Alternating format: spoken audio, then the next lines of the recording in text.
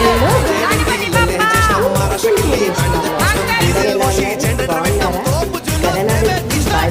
Time వచ్చేసిందండి. మా apartment గణేష్కి అయితే నేను 5 డేస్కి నిదర్శనం చేశాను.